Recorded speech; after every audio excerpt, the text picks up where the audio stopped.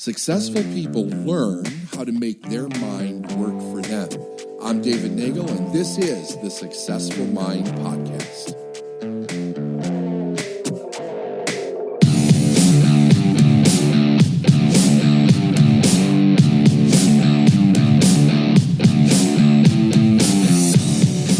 There are two other books that Miguel Ruiz wrote. One is called The Voice of Knowledge, and the other one is called The Mastery of Love. And often they will sell those two plus the four agreements, kind of like a trilogy. They'll put it in one of these cases, like this. And I'm probably only going to go through this one chapter. So this is called The Storyteller, exploring the characters in the story. That night in the desert is what I call my return to common sense. I had been living in a story of my own creation my entire life without even noticing it. Once I had this awareness, I started to question everything in my story. Is it true that I am what I believe that I am? Is what I believe about everybody else true? I reviewed the story of my life, and I didn't like all of the drama that I had created. I wanted to reinvent myself. The first step was to take away from my story what I felt was not true and to find out what was true. I discovered that what I call the frame of the dream is true because our creator creates the frame. And it's the same for everybody. Our agreements about what to call the objects in the frame are also true because this is how we describe our virtual reality. The letter A is an A because we say so, we agree. The word dog describes a type of animal that we agree to call a dog. Knowledge used this way is just a tool for communication. But almost everything that is abstract is a lie. What is right or wrong? What is good or bad? What is beautiful or ugly? I discovered that more than 90% of the concepts that I had stored in my mind were based on lies, especially the concepts that I believed about myself. I can do this. I cannot do that. I am this way. I will never be that way. The problem is not really knowledge. The problem is what communicates knowledge, and that is the lie. I could see that there was a lot of nonsense in the way that we learned to write our stories. How did this happen? Before I was born in this physical body, the whole society of storytellers was already here. So I think that's a pretty big deal to understand, right? That this is generations, generation after generation after generation of people who have experiences, who ask questions, who develop ideas, whether they're true or not true, and then they have new experiences and they collaborate with others and they're hearing other people's stories and disseminating the knowledge that comes down from one generation to another, whether it's religion or superstition.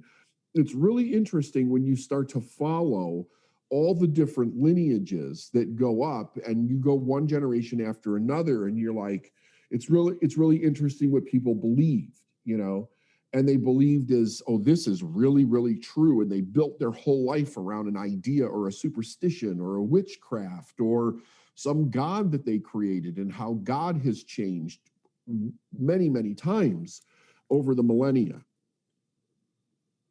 Before I was born in the physical body, a whole society of storytellers was already here. The story was ongoing. And from their story, I learned how to create my story. The storytellers who are here before us teach us how to be human. First, they tell us what we are, a boy or a girl. Then they tell us who we are and who we should or should not be. They catch us to be a woman. They teach us to be a woman or how to be a man. They tell us to be a proper woman, a decent woman, a strong man, a brave man. They give us a name, an identity, and they tell us a role that we are playing in their story. They prepare us to live in the human jungle to compete with one another, to control one another, to impose our will, to fight against our own kind. Of course, I believed what the storytellers told me. Why would I not believe them? They filled me with knowledge, and I used the knowledge to copy the style and then create my art in a similar way. I heard my older brothers sharing their strong opinions with my father. I tried to talk, and they shut me up right away. Forget it. I had no voice. As I said before, I could hardly wait to have an opinion of my own. It didn't matter what the opinion was. I just wanted to impose my opinion and to defend my opinion with all of that self-righteousness. As children, we witness the way other people relate to one another. And this becomes normal behavior for us. We see our older sister, our brothers, our aunts, our uncles, our parents, our neighbors in romantic relationships. They suffer, but they believe they love. We see them fight, and we can't wait to grow up and do the same thing. The mentality when we're children is, wow, this looks like fun. All of the drama that we suffer in our relationships is because we witness so many lies when we're innocent. And we use these lies to form our own story. And think about that. We witness so many lies when we're innocent. You could also say when we're ignorant, when we have no idea what the basis is of what people are telling us. You know, people say, this is the truth. This is the way that it is. We have nothing to compare that to in our mind. I continue to study the story of my life, and what I discovered is that everything in my story is about me. Of course, it has to be that way because I am the center of my perception, and the story is from my point of view. The main character who lives in my story is based on someone who really exists. That is true. But I believe about me, what I believe about me is not true. It's a story. I create the character of Miguel, and it's just an image based on what I agree to believe about myself. So just make a little note and say, what do I believe about myself? Just jot that down.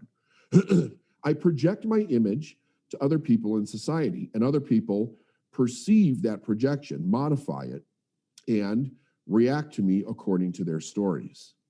Then I discovered that because it's my story, I also create an image for every secondary character who lives in my story. The secondary characters are based on the people who really exist, but everything I believe about them is a story of my own creation. Now think about that for a moment.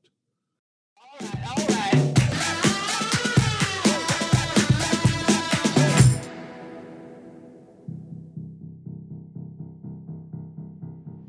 Hey everyone, Steph Tuss here, CEO for Life Is Now. Just wanted to make sure you're aware that David and I are hosting an upcoming 3-day boot camp called Work Smarter, Not Harder. The whole idea of the boot camp is for David to teach on deep mindset around how to leverage and scale your business, and I'm going to teach on the strategy, the things that you actually implement that will allow you to grow and scale your business.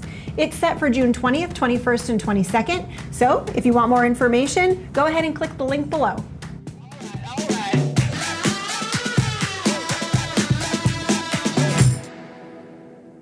The secondary characters in each one of your stories, these are all people that exist. But what you believe about them is a story of your own creation. It's a big deal. I create the character of my mother, the character of my father, the character of each of my brothers and sisters, my friends, my beloved, even my dog, my cat. I meet a person, I qualify the person, I make judgments about the person based on all of the knowledge in my mind. This is how I keep their image in my memory. In my story, you are a secondary character who is my creation, and I interact with you. You project what you want me to believe about you, and I modify it depending on what I believe. Now I'm sure that you are what I believe you are. I might even say, I know, when the truth is that I don't know. I don't know you at all. I only know the story I create about you. And it took some time for me to understand that I only know the story I create about myself. For years, I thought that I knew myself until I discovered that it was not the truth. I only knew what I believed about myself. Then I discovered that I am not what I believe I am. And it was very interesting. Also frightening when I discovered that I really don't know anybody and they don't know me either. The truth is that we only know what we know, and that the only thing we really know is our story. But how many times have you heard people say, I know my children very well. They would never do something like that. Do you think that you really know your children? Do you think that you really know your partner? Well, you're probably certain that your partner doesn't know you, but you may be certain that nobody really knows you. But do you really know yourself? Do you really know anybody? I also think that it's interesting that we will say that we really, really know someone, and then when they do something that's out of the character that we have projected on them, we're just completely shocked by this. Like totally amazed. Yeah, like mind blown, right? Like it's just, how could this possibly be without, and then we're like, so what is wrong with this person, right? Never considering that this image of this individual that we're interacting with is entirely of our own creation. Completely our own creation of how we observe this person based on our own story. I used to believe that I knew my mother, but the only thing I know about her is the role I assign her to play in my story. I have an image for the character who plays the role of my mother. Everything I know about her is what I believe about her. I have no idea what she has in her head. Only my mother knows what she is, and Shirley doesn't know either. So there's an idea. One of the ideas behind it is this. There is everything. If you take somebody that's very prominent in your life, there is everything that you know about that person that makes up who they are. And we can say with some truth that that does make up a portion of who they are. But what we don't realize is there's everything that we don't know about that person that also makes up who they are. And it doesn't matter who the person is, there's more about that person than you don't know than you would ever possibly imagine, even if it is your wife or your husband or your child or somebody you think you know everything about. There is a whole side to every person that is just theirs that you don't know. When I tell people, like very often you'll hear me say, when somebody says, I don't know what to do, or I don't know what I want, and I'll direct them. I'll be like, okay, here's where you start. You start really considering, what do you think about in your secret thoughts? The thoughts that you don't tell anybody. And they become like very stoic when I say that. They're like, they're not moving. They're not acknowledging that the secret thoughts exist. They're not saying that they don't exist. They just stand there and listen. But they're looking at me with like, how do you know about these thoughts that I have? Because I didn't think anybody knew about these thoughts. Exactly. Because we're so focused on the self, you know, we think that there's this whole side of us that nobody knows about, but an aware person knows that side exists. They may not know what's in there or what you're thinking or what you're considering. Nobody could really know that but you. But to walk around and think that somebody doesn't have that part of their personality active in them and that they keep that secret from other people is to be completely foolish. And when somebody tells you that, like if they say, you know everything that there is to know about me, that is entirely bullshit. It is entirely bullshit. Nobody knows everything about you except for you. That's it. So we're going to leave it there for today. We're going to go through this chapter. I think you guys will find this chapter fun and interesting. You're the author of the ongoing story that you tell yourself. So let's just start with that premise. You're the author. because you're the author, there is so much that you can change when you become aware that you can actually change it. And when you become less attached to what the story needs to be versus what you would really like it to be. Because the truth is, the story doesn't need to be anything.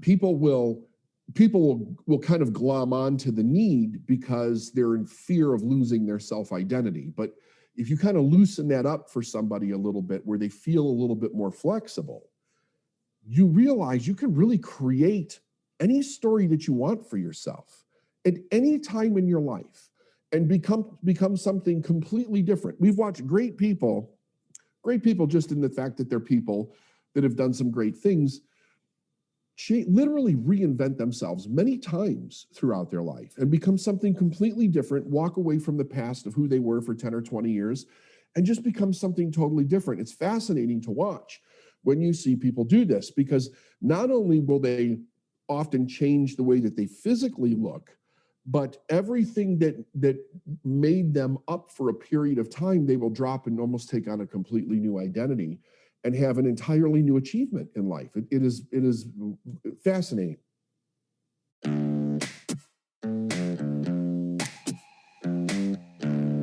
Thanks for listening to the Successful Mind podcast. And if you like what you heard and you want to know more, go to davidnagel.com/free stuff.